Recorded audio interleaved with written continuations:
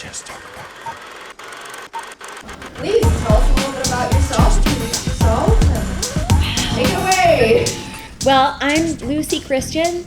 I am a voice actor. I live in Houston, Texas, which is very, very not like this. It is a city, another city, but that's about where the resemblance ends. It's super hot there right now, like oppressively, aggressively hot. So this is a gift.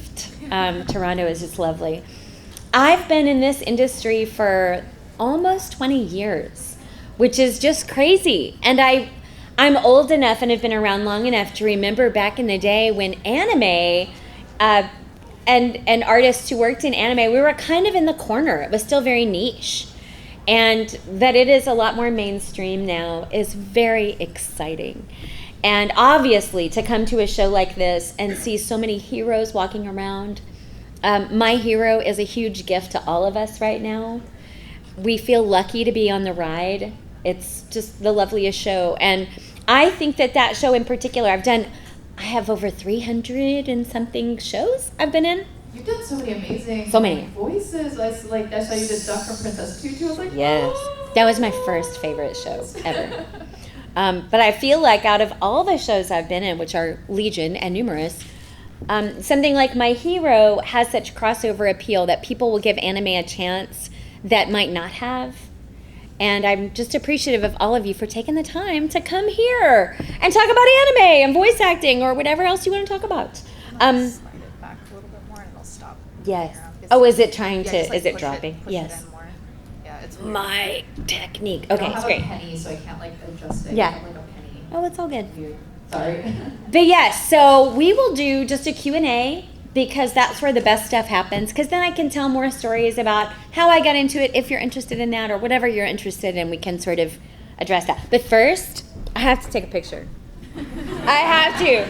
I've been documenting my my expo time and it has been super flippin' fun. So we're gonna do this in the best way, which of course is to give a big hearty plus ultra. Ready? 1, 2, 3. Plus ultra! Yes. That's awesome. All right, let's answer some questions, All right. shall we? Anyone who would like to ask a question, raise your hand, and I will come to you. So we'll start up here in the front. Yay! Make it nice and easy for myself. How did you first get into voice acting? I first got into voice acting through, you have to know, I never saw myself in this particular industry. I thought I was going to be a stage actor. I was a super snobby stage actor person. And I moved to Houston because my aunt lived there and I could get a quick day job and make enough money to go to New York. And when I got to Houston, I got an agent because I was like, I'm here. I had a friend who knew a friend who got me an interview at my agency. I have been with them ever since. They're my agent. And I immediately started booking voice work, commercial work, and things like that. And was like, what a wonderful way to make money, and you don't have to dress up. It's lovely. So, unbeknownst to me, ADV Films at the time was located in Houston, Texas, and they had started out very, very small. It was an anime company started and run by fans. And a guy had just started at ADV. His name was Don Rush. He was a new director, and he was from the ad agency world and didn't know that ADV didn't particularly like to go through talent agencies because then you have to pay an agency fee, and it's just different than going direct with an actor. So he called Pastorini, my agent, and said, I need young girls. I need people who can sound like young girls for this show I'm doing called Neo Ranga.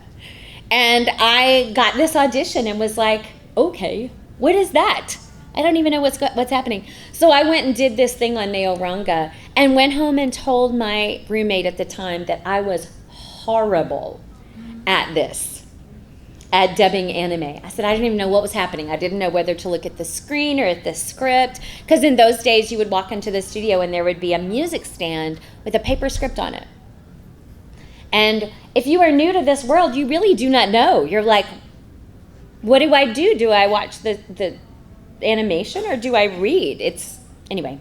So I went home and I said, that was very lovely. They will never have me back. I was so bad. And a couple of weeks later, the same director was casting a little show called Full Metal Panic. And I couldn't believe I got an audition based on my performance in Neo Ranga. But I was like, okay. So I went and miraculously ended up with this lead role in this show. And so I was like, maybe I should find out what anime is. And I went to the internet, which I'm sure was dial-up back in those days. It was so long ago. And I started searching around, and I literally discovered the fandom online and was promptly terrified that everyone would know I had no business doing what I was doing. I didn't know what I was doing. But I feel like it was such a gift for me. Every good thing that's happened to me since came from that one casting. Putting me in Full Metal Panic, and thankfully it was back in the day where there was a little more time than there is now in dubbing. I got to learn how to dub. There was enough time for that. Because from Full Metal Panic that's when ADV Films just exploded.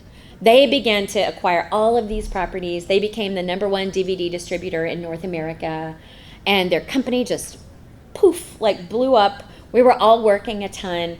I was at a convention and met Mike McFarland, who works at Funimation, and he said, hey, I've watched your work in Full Metal Panic. Would you like to come up? I'm working on a little show called Full Metal Alchemist. Would you like to come up and do an episode character? I will pay you, and that will be your audition for Funimation, which is the best way to audition ever at a studio. So I did. That's how I ended up working at Funimation, was that way. But it all came from Full Metal Panic. Still, he had seen that show, and from that invited me to be in his amazing show, and everything went from there, which leads to me being here, being in My Hero, and having done all of these things. So that is how I got into it. And it's pretty great. And what's funny is everybody's story is different. Everybody you ask, their story is a little bit different. Yeah. Another question? Next question over here. Which main character was your favorite to play, and from which show? I have had lots of favorites for different reasons. But my first favorite thing was a show called Princess Tutu. It was my first favorite, and whatever it is, you like your favorite show because whatever it is speaks to you. And that was the first show I was hyper invested in. There is a whole thing on YouTube where you can see me cry my eyes out watching it in real time as we're dubbing the end. It was so sad for me. I was just really invested in that show, and she was my first favorite. So she's always has a little special place. Also, we were at Anime Midwest in Chicago this summer. I took my kids and my whole family, and they decided they wanted to cosplay this time. So my youngest daughter was like, oh, I'd be Moana, which was easy. But my oldest daughter, who was 9, was like, I want to be Princess Tutu. So I had to go so my hat is off to all the cosplayers, is what I'm saying. But that show is really special to me. It's one I can share with my kids. I don't have to worry about language or anything like that. And that one just... It's a beautiful story, too. It's so good. It's so dark. It looks like a German fairy tale. It does. It's one of my favorites as well, so I got really excited when you said that. It's so good. It's so good. Okay, next question back here. Hi. Hello again. Hello. So I wanted to ask, is there a role out there right now that you would like to do as a next voice role you would like to do? Gosh, I'm sure that is true. I mean, and the funny thing is if you ask any actor, we would be like, I want all the ones that will pay me. But yes, I mean, and there are shows that are in existence that I would give a limb, not really, but kind of, to be in. Like, I wish we could go back and let me be in Cowboy Bebop, because it's so good. Also, a show I'm watching right now that is so good that, I mean, the cast is perfect. I don't know where I would fit, but Attack on Titan, that is next level. Like, and it's pulling some Game of Thrones action by killing off main people that is really disheartening. I'm having a hard time. But I would love to be a part of that. I'm always seeing shows that especially when the actors are so good already that you're like, oh, I just want to be a part of that. But in terms of stuff coming up, gosh, I don't even know. All of it, as much as possible. I want to be a part of them. All right, we have another question back here. My question was, because I do remember you voice acted Lena Lee from D.Gray-man. Yes. What was one of your most favorite lines or like scenes that you got to voice? When I think about D.Gray-man, I think about a couple of things. One, in the first season, I wrote most of the dub. I was a writer at that point too. And so that show was really special to me. And I had a real fondness for the Japanese cast too, because that was who I heard the most. And I also learned in that show, because Todd Haberkorn is Alan in the English dub, that man talks faster than anyone else on the face of the planet. So if you're writing for him, you have to give him more words than you would give, like I write for me a certain way, and then I would have to add 10 syllables to all of Todd's lines to make it work. And what I remember most like about our first go around is we had such a good time, and I really loved Lena Lee's relationship with Komui. I really loved all of that. I'm also young Alan, so I'm young Todd Haberkorn. And then the second season, like, we didn't get it. It didn't happen for the longest time. And so when the second stuff came out, when Hollow came out, we were like, what? I mean, all of us were just like, it's back, and it's so dark.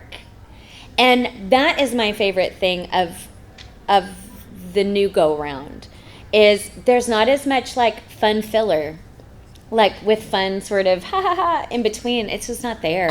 It's serious, and Lena Lee doesn't have her hair, and it's just different and dark, and I like that turn for all of them. I just like it. The stakes are so high, and it was a gift to revisit it. It really was. Another question over here.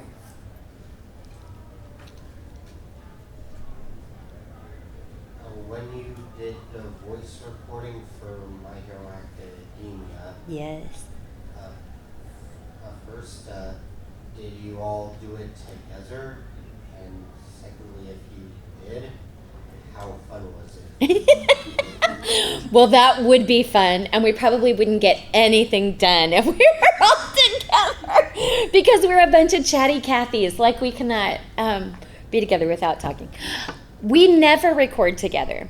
That is never done, and that is because we're working with animation that already exists.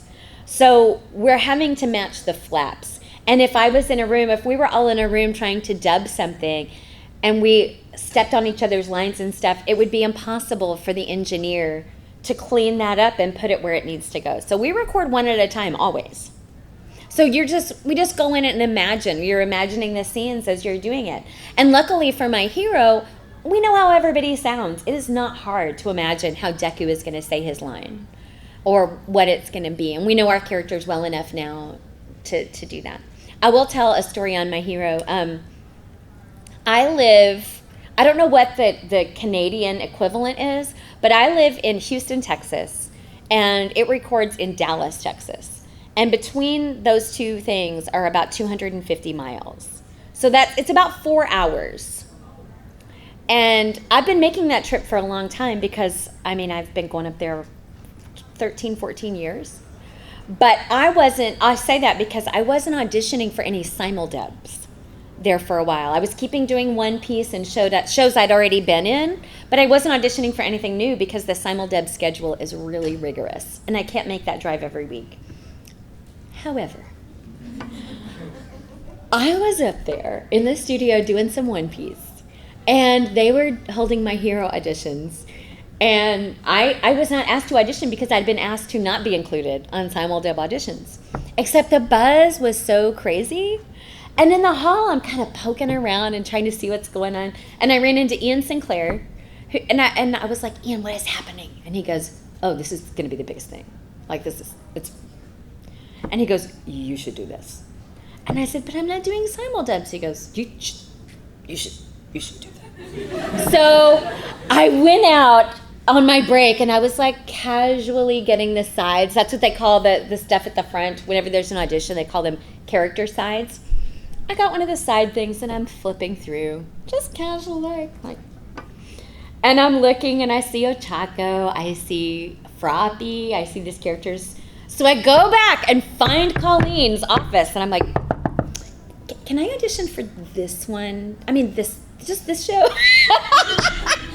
And she said, would you? And so I did. But that is how, I feel like sometimes I wasn't intended to be in the show, except I inserted myself in the process and was like, please let me audition for just this one show. It's so good. It looks so good. Even on the sides, the characters come through, you know, like their hearts come through, their integrity is so good. Oh, it's Anywho. a good story.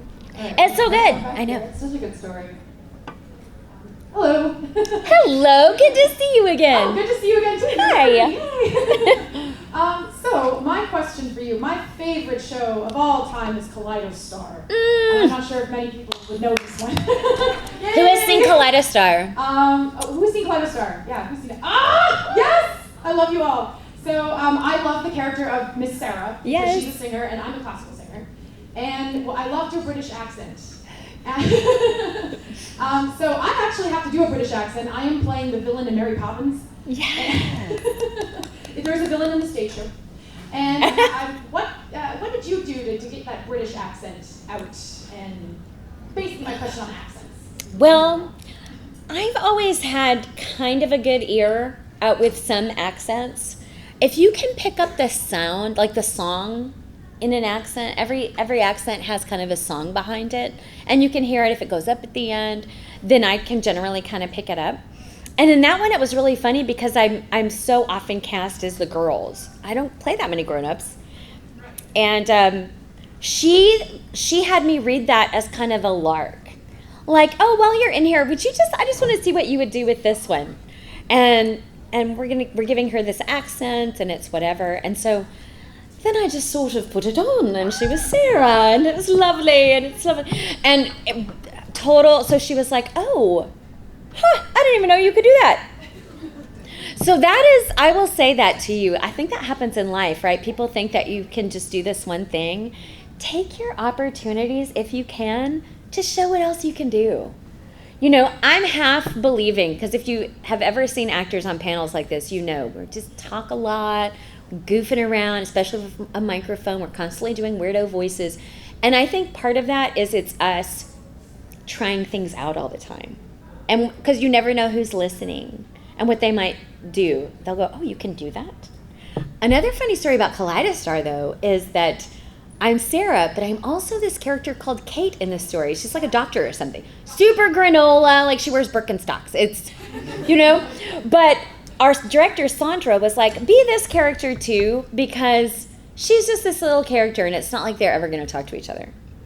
So I'm Kate. They literally meet on a street. There is no one else around, and Sarah and Kate conversation later on in the show. So that's pretty cool. I have a conversation with myself, and it's awesome. We just recorded all of one, and then went back and recorded the whole scene as the other. Because Kate is just really like down to earth and very granola, and everything's fine. And then she and Sarah had a conversation, and it was lovely. It was great. It was great. Okay, next question over here. I love your character in Legend of Legendary Heroes Paris. It's yes. Dongo Obsession. Yes. Is there anything that you particularly watch, like personally, like that, like anime-wise, where there's just shows that you watch on your own time? Yes. I mean, recently it's Attack on Titan. I'm watching in my own time. I've also, do not laugh, I have started over One Piece. I mean, that's my show, but we've dubbed 500 something episodes, and there are projected to be well over 1,000. But it's been so long that I decided I wanted to just start over like a crazy person. But also in my house, I have a 9-year-old and a 7-year-old. And so we are heavy Teen Titan Go people. My kids don't even know there was a Teen Titans before Teen Titans Go. They don't know that. And they don't care. Do you know what I mean? Somebody can go, that's not the real Teen Titans. And they would be like, well, I don't care. You know, that's what they love. What else do we watch? We've watched all of Gravity Falls. All of it. We watch all the Miyazaki movies. Those are all of that is in our personal thing. We are also big Amazing World of Gumball people. Like these are just general shows that are on in my house a lot. But in terms of anime, yeah, I watch Attack on Titan right now, Cowboy Bebop. Your Name, because Stephanie Sheh is one of my favorite people in the world. So yes, I do try to watch shows. I finally invested in all of our apps. Like I have the Funimation app on my phone, and I have these things, especially when I travel. That's probably the time I have most to get to watch stuff, is when I'm, you know, especially when we see each other at shows and you want to know what your friends are doing. It's great. Thank you. You got it. Another question here with this really cute Deku. I love your makeup. Adorable. Hi. I was just wondering if you had any advice for like young people who would like to get into voice acting. Yeah, I have lots of advice. And whatever I say, if something resonates with you, take it. If it does not, leave it. You know, take what you can and leave the rest. Because like I said, everybody's story is different. And there's no one way. And take that as a positive. Like, that's a very hopeful thing. I would say almost all of us universally have some kind of training or background in being in theater. So do that, or get together with your friends and make stuff. You know, the internet affords you guys opportunities that I didn't have when I was younger. You can literally make your own things. Go buy a cheap microphone, go buy some headphones, and get together with your friends and make things that make you happy. It will make you happy. You will have the joy of creating. If something comes out of that you're really proud of, put it out on the internet and promote it. You know, I know people who are doing fan dub kinds of things online and then are getting paid work from that. That's great. For people who have their own studio already at home or a little microphone, they're doing websites like Voices 123 and getting some paid work that way. But mostly, you know, I went a very school route. I did what in Texas it's called one-act play. I did theater one-act play in high school, and then I went to college and I got a bachelor's degree in theater, and then I got a master's degree in theater. And that was the right way for me. When I used to have a very thick Texas accent, grad school beat that out of me and gave me more vocal training that I didn't realize would come in so handy in my life. But you don't have to do it that way. There are voice actors giving incredible training sessions. And here's how you know if it's good. You get to get behind a microphone and practice and take direction. That is a good workshop. What is not a good workshop is paying people money for them to be behind the microphone and talk about themselves the whole time and show you all the voices they can do. That is not something you should pay for. That is why you come to a convention and let us talk about ourselves. A workshop is so you get the opportunity to get some mic training. They call it mic technique. And that's what you want, because if you ever get an audition, you do not want that experience hijacked by being so freaked out at the equipment, because it's weird. It's weird hearing yourself talking to a microphone. It's super weird when you hear it amplified in your ears, and you have to get past that. Directors always tell us that they have tells when they know somebody is new, and what you want to do is get all of that out of the way so that when you come in, you're not going to do any of those things. You're not going to be afraid to scream into the microphone, right? They say, well, that's how we know somebody is new. They're afraid of the microphone. So they don't want to scream into it, or they don't know how to do reactions. How many times are you going to hear in your life that you need to go home and practice being smacked around in the mirror?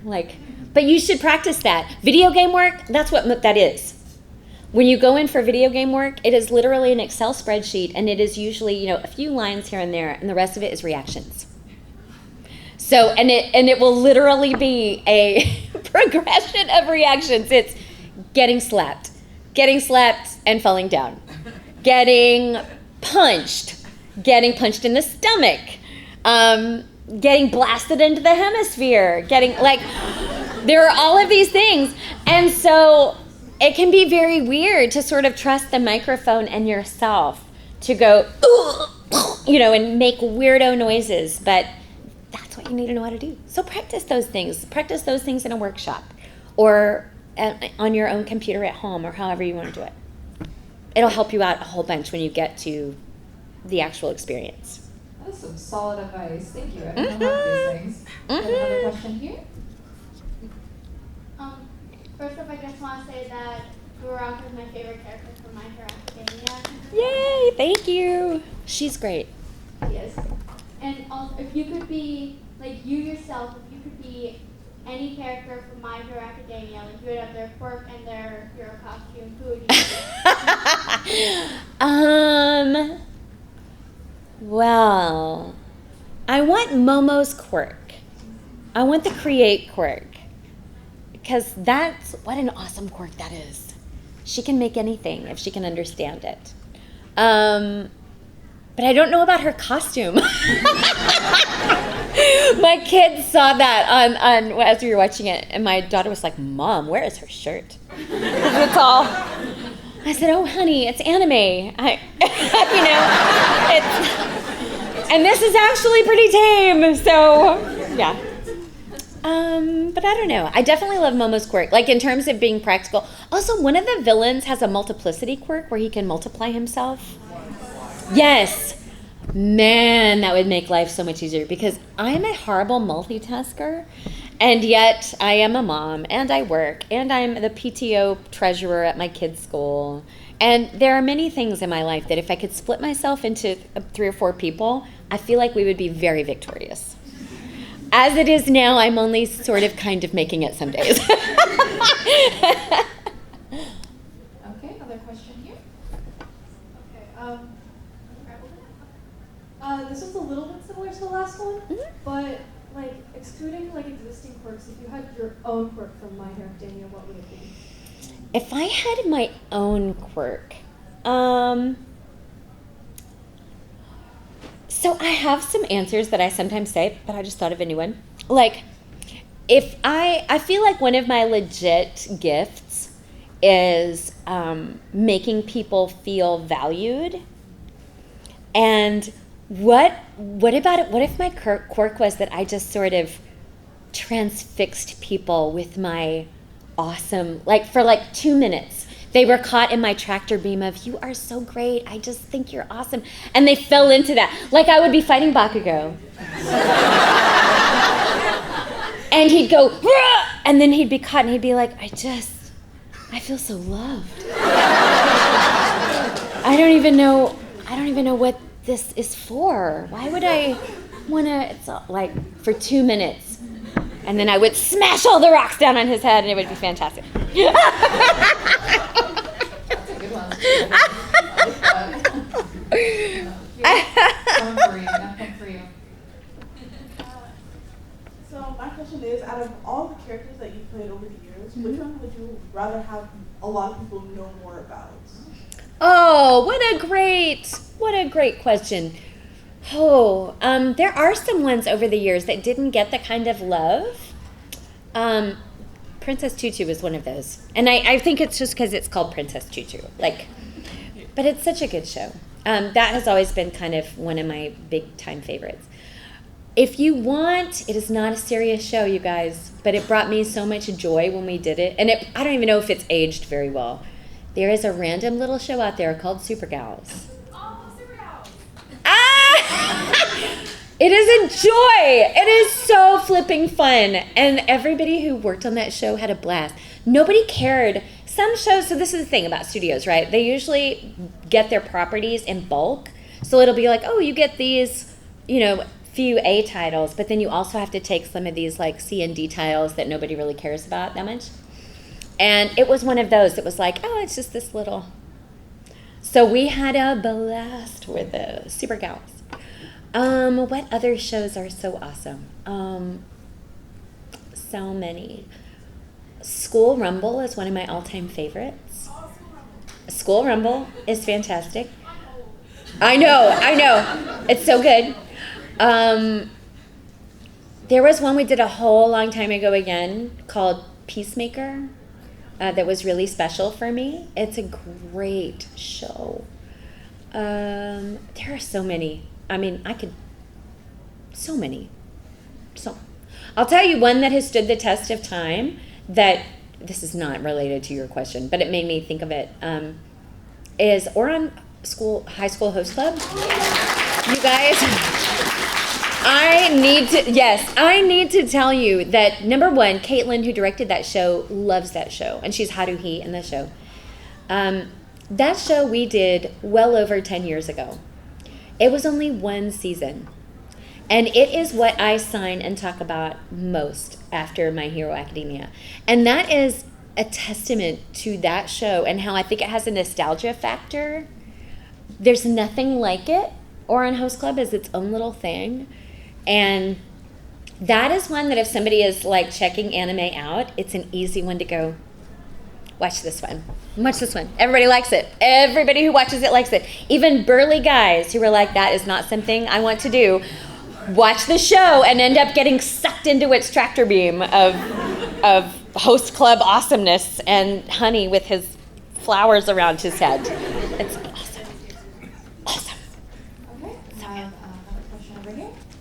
What's your favorite fight scene from My Hero Academia? Oh my gosh, so many awesome fight scenes. Aside from, oh gosh, so many. I mean, my personal favorite from my own character was when Ochaco and Bakugo fight. It is so great. And I feel like you learn, from my character's perspective, you really see who she is in that whole episode. You see how even Deku tries to kind of be like, she needs help, I should try to help her. And she's like, I don't want your help. Actually, I'm okay, and I'm gonna do this on my own. And then afterwards, she's like, well, there was that, and I'll do better next time. It's gonna be fine. But then she talks on the phone with her dad, and you really see who she is, and I love her. I also think, in terms of Bakugo getting some redeeming moments on this show, especially early on when you're like, why is he angry all the time? A real great tell in that episode is where, because I love all of the tournaments and all of that stuff, I feel like is just the best. You really get to see people fighting and using all of their different abilities and figuring out how they use them. But after that fight, I think it's Tenya Ida that's like, how dare you beat up on such a frail girl? And you have Bakugo going, she's not frail. She's not frail. It's the highest compliment I think he gives almost anybody at that show. And I love that it's to her. I think that's why I get so much Ochaco Bakugo fan art sent to me. Yes, I get a lot of it. I understand why. People would like that. Okay, we have 5 minutes left. And Oh. that's enough for one more question. And you know what? And then I'll try to do a quick little fire round because I know I talk too much. Oh, it's okay. It happens. It's fine. You have a lot of interesting stories to tell. Yes. Hi, Ochaco. I just wanted to ask, from My Hero, is there a character other than Ochaco that you felt a connection to or that resonated with you at all? Yes. Probably my favorite other. I love Froppy. I read for Froppy. Yes. I think she is best girl for a lot of reasons. Like, she's, as a hero, you guys, she is so solid. She is super talented. She's super good. She's very level-headed. And she's so sort of quiet. She has incredible one-liners in the show. Monica's excellent, but I read for Froppy. I read for her. And whatever I did, I feel like Colleen was like, yeah, read this one. She has a gravity quirk. And we think that Colleen had an idea of who she wanted to be and whatever. I read for Minetta. And I'm here to tell you, Minetta gives me life, okay? Because That show needs him. That needs him. And he's voiced by my great friend Brina, who is a mom. She has a baby, and it cracks me up that she is that guy. But it's great. He's that guy, except he also has a quirk, and it's valid and valuable. And there's a place for him. That's what our show is about. You know, it really does not matter how big your quirk is. It's valid, and you get to hone it. There is a place for you, you know. That's what I love about our show. So we're going to do a little quick round. Yes, in the back? Yes? All right. Just a quick round. Stay right there. I'll be fast. Oh, okay. Have at it then. You go. Yeah, well, more power to you. Did you ever voice a line that you thought was like super duper funny?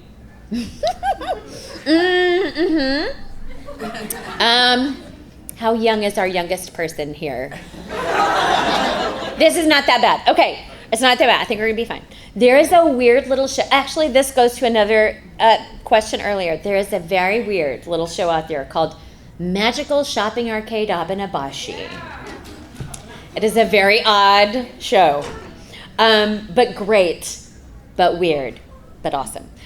And I'm a little boy named Sashi, and they go to all these different worlds in this show. And there's this one time they're on a planet, and he needs to go to the bathroom.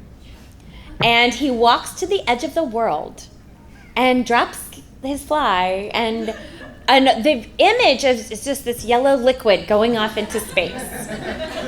And his words are, oh man, there's just something so sci-fi about pissing off into space. And it is in my brain for the rest of my life. I never thought I would ever say anything remotely like that in my life. But it's hilarious. And it's a great show. It's a weirdly nostalgic, sad show, but it's wonderful. You'll love it. You'll love it. Yes? Yes. And then you. Yes. So, what's your favorite like emotion to voice for Uraraka? Like happy, bubbly, angry, sad? What's your emotion? It's easy to be happy and bubbly with her. I think Uraraka it's more challenging to be when she's scrappy and fighting. And that's what I love the most. Those are the times that I love her. When she just keeps trying to get up when she's fighting Bakugo, that's when I think people fall for her as a hero. Not as a girl, because she's super likable, but as a hero, that's when you're like, oh man, she'll do whatever it takes. You know? You? Yes? All right, just really quick about this one because I talked to you about it earlier. Yeah. So switching between Ochaco and Lena Lee, they're different universes. How tough is that to do that change? Because it's going from, a more happier universe to the world of D.Gray-man, where it's very grim, dark, and it's very on the other end of the scale. I love that. So this is the best thing about voice work, right? You know what? If you don't like this show you're in right now, wait a week, and you're in a different show, right? I love the varied nature of my work. It suits me as a person. I was never a 9-to-5 kind of person. I've done those jobs, but I like the challenge of making those changes. Lena Lee is super different. You just get in a different headspace. You come in and you watch the picture and you take all your cues from what the Japanese have done, and you try to create a facsimile of that for an English audience. That is my weird super skill. I'm a reader, and that's what I do. Same for things like I'm Honey Senpai, and I'm Medusa from Soul Eater. You cannot get much different, But you watch Medusa, and suddenly it's time. And it's down here in poor Krona. Oh, it's just different, right? Then, Tamaki, don't take my snacks, please. It's just different. But you're informed by the art that has been made and what the Japanese have already done. It's all there. We're just trying to bring it to an audience that wants to watch it in English, who doesn't want to read subtitles. That is it. That's great. One more burning desire? Thank you so much, Lucy. Oh, are we done? We are out of time. You guys, this was great. If you really have more questions, though, I will be over at my table until 7, and I'll be here tomorrow. So come ask them. Round of applause for the Yay! So fun! Thank you, you're wonderful. Thank you so much.